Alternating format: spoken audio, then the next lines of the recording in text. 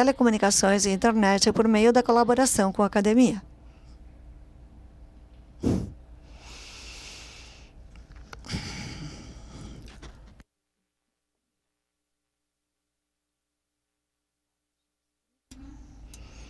Lucas, você levou o controle?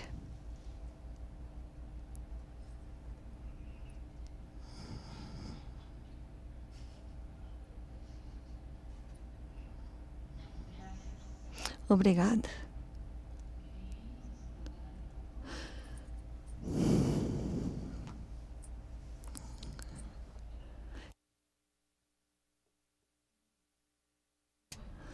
Bom, muito obrigada, antes que mais nada, por ficar para ouvir a minha palestra.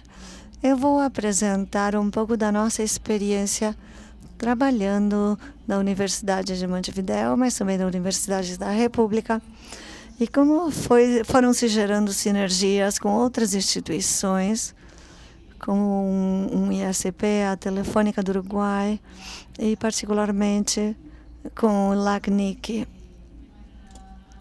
O nosso trabalho está voltado para o protocolo BGP e como melhorar o uso, poder entendê-lo melhor. Como pode esse entendimento nos ajudar a desenhar melhor uma rede e, de fato, é como uma base do mundo hiperconectado no qual vivemos hoje,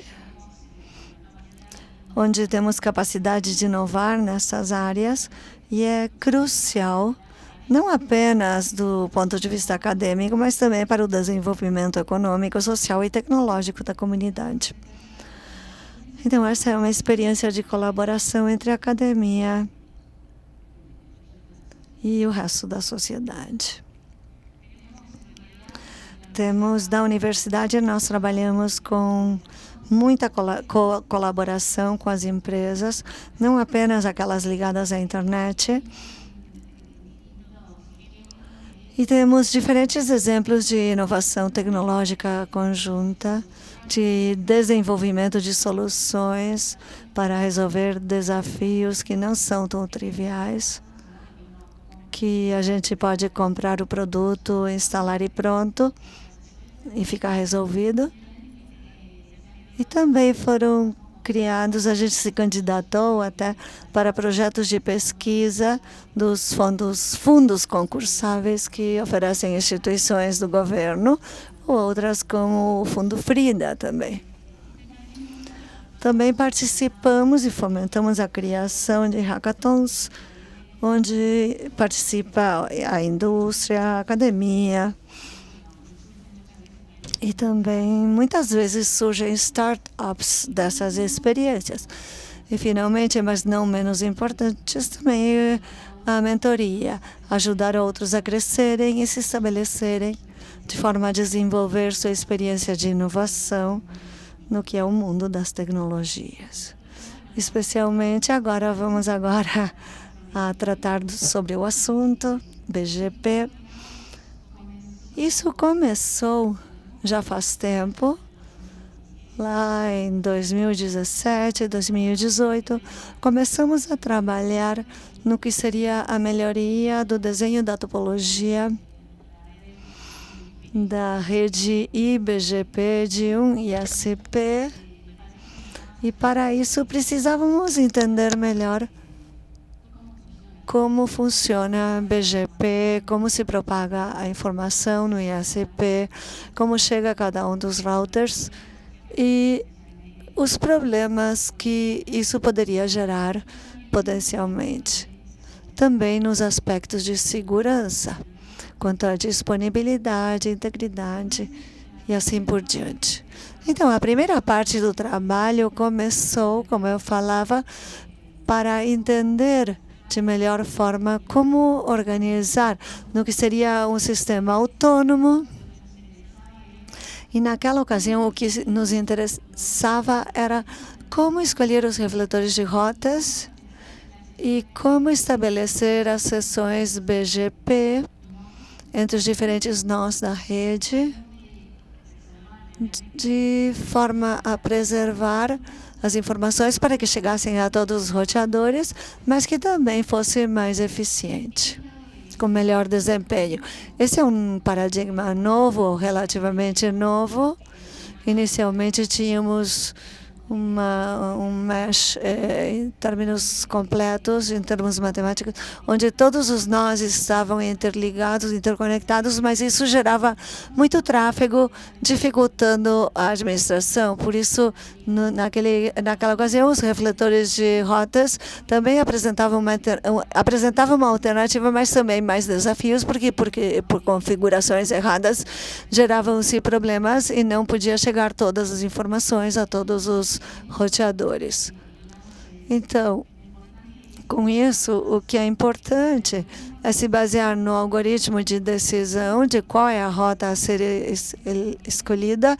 Isso está estabelecido na RVC de BGP. Isso com base no que seria a rede IGP subjacente do sistema autônomo. Então, acaba sendo uma questão de overlay, de sobreposição, tem várias camadas conectadas e interrelacionadas no seu funcionamento. Para resolvê-lo, naquela época, fizemos vários modelos matemáticos, principalmente de pesquisa de operações, de otimização linear, onde foram apresentados diferentes cenários, por exemplo, sobre IP puro, depois de MPLS,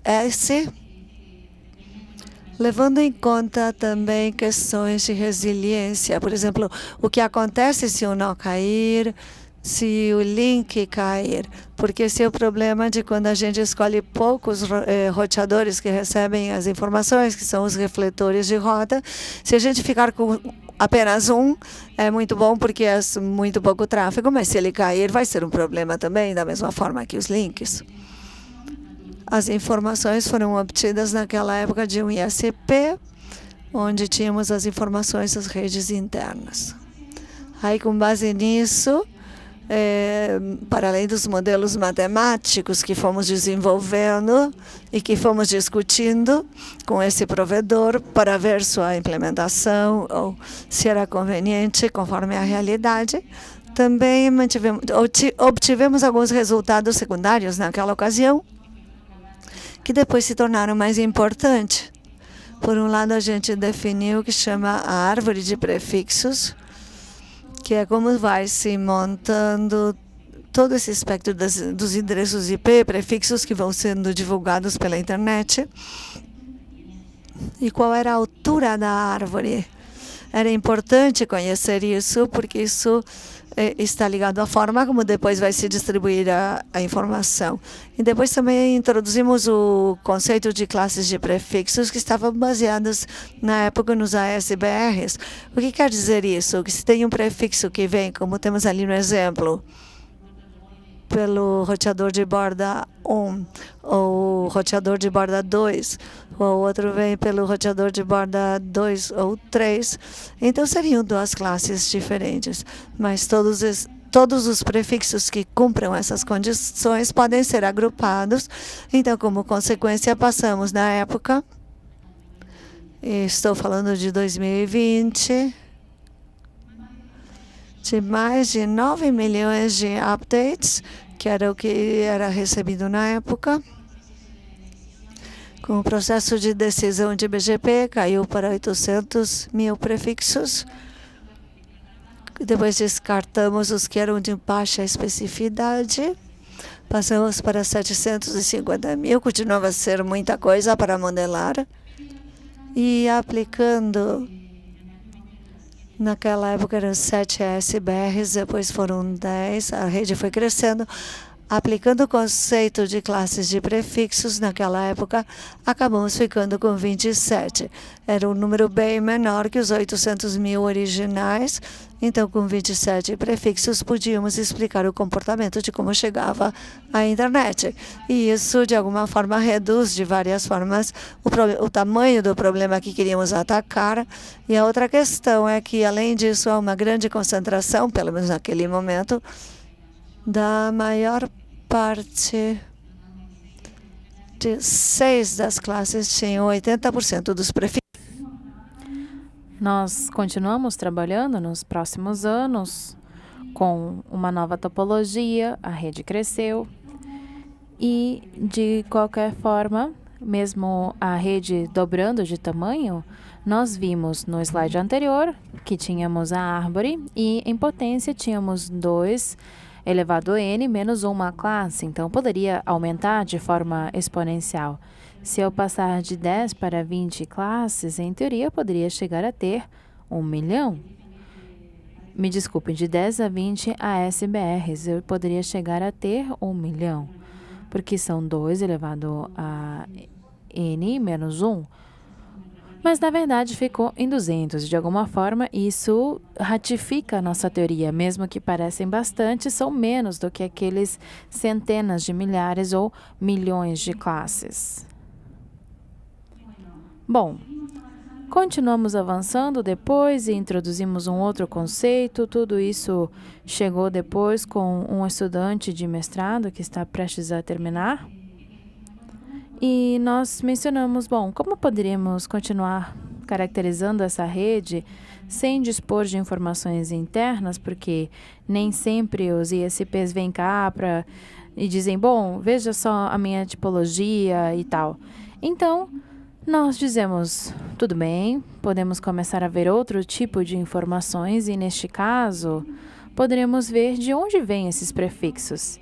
E vemos isso porque um dos atributos mais importantes em BGP é o ASPath. Então, vamos ver todos os sistemas autônomos pelos quais vai passar, e é muito importante porque isso serve para prevenir loops, mas também serve para ter uma ideia de qual é a rota e qual é a origem, principalmente. Então, a classificação de classes é um pouco diferente. E são informações que vêm nessas classes, e com base nisso podemos obter diferentes formas, diferentes informações. O que é interessante neste assunto é que, para as mesmas redes que vimos no conceito anterior, os algoritmos foram, digamos, corridos para tentar reduzir o número de classes, e isso trouxe números semelhantes, e agora estamos medindo de uma outra forma diferente. Nós tivemos diferentes ensaios de uma quantidade análoga, e aconteceu isso de que as classes concentram uma porcentagem importante do que são esses prefixos que circulam. E dessa forma, então, temos algumas publicações. Houve um trabalho apresentado em LACNIC anterior, em LACNIC 22, na Colômbia. E, bom, dessa forma, dizemos, bom, temos que modelar o trabalho, como é um ISP, ou um provedor de serviços, para ver se um ISP normal poderia permitir estudar a quantidade de classes. Começamos a pesquisar um pouco para ver quais são as fontes de informação, o que, logicamente, temos fácil quando vem do próprio ISP, mas, caso contrário, há muitos repositórios disponíveis na internet que têm informações bem úteis, por exemplo, de roteamento, como o RIPE, por exemplo, e tem alguns outros como informações em CAIDA, alguns conceitos sobre como isso se relaciona, e ajudam a entender como os sistemas autônomos estão conectados entre si, as relações entre eles, e também há alguns outros em que nós tivemos que trabalhar com modelos e estimações. Por exemplo, que número de ASBRs poderia ter esse sistema autônomo? Também, onde conectamos os provedores desse sistema autônomo, porque o sistema autônomo é autônomo, mas está conectado a um ou mais, ou um número N de provedores possíveis ou de pares. Então, que tipo de vínculo tem e como estão conectados? Como está conectado com um IXP, um ponto de troca de internet, porque esses também são atores relevantes na realidade atual da internet. Há muitas conexões nesse sentido e como conecta também com o resto dos pares. E por último, depois de ter esse modelo teórico já montado, após de ter alguns supostos, mas basicamente com informações que estão publicamente disponíveis e com atualização, caso as informações não estivessem lá, criamos redes e dessa forma calculamos as classes. O que nós fizemos neste caso foi constatar com o nosso estudante de mestrado como era o modelo teórico com o ISP que sim tinha as informações. Então, vamos ver aqui que a rede foi crescendo desse ISP, dobrou, isso é importante, mas também vemos que nas nossas estimações, com base nas informações públicas que estão ali desse ISP, nos repositórios que mencionamos, vemos que outorga, de alguma forma, o número de classes estimado de cada. Dessa forma, vemos que fica bastante próximo e tem uma margem de erro bastante baixa. Por outra parte, há poucas classes que concentram a maior quantidade de prefixos, que era aquele comportamento que já tínhamos visto, e também, como eu já comentava, tudo isso foi feito através de aleatorização e com várias execuções desse algoritmo para tentar estimar esses parâmetros. E também temos a desviação estándar, ou padrão, que está no entorno de 27,75%. Para concluir, e pensando no trabalho a futuro, temos aqui uma demonstração de uma colaboração que foi interinstitucional, em que trabalhamos junto com instituições da indústria, do setor acadêmico, com mais de uma universidade participando e também recebemos a ajuda de LACNIC, que contribuiu conosco com informações. Devemos agradecer a LACNIC e também recebemos apoio financeiro para poder colaborar com esse projeto. Por outra parte, apresentamos os conceitos de classes, que é importante porque tentamos simplificar essa realidade tão complexa que traz as quantidades de atualizações de BGP da rede para tentar modelar melhor as nossas redes e tentar entender como circula a informação dentro do sistema autônomo.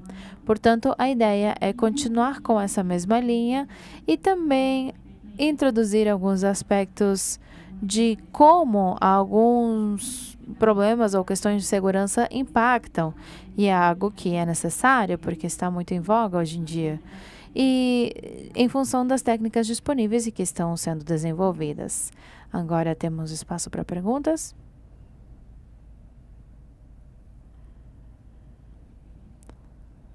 Muito obrigada.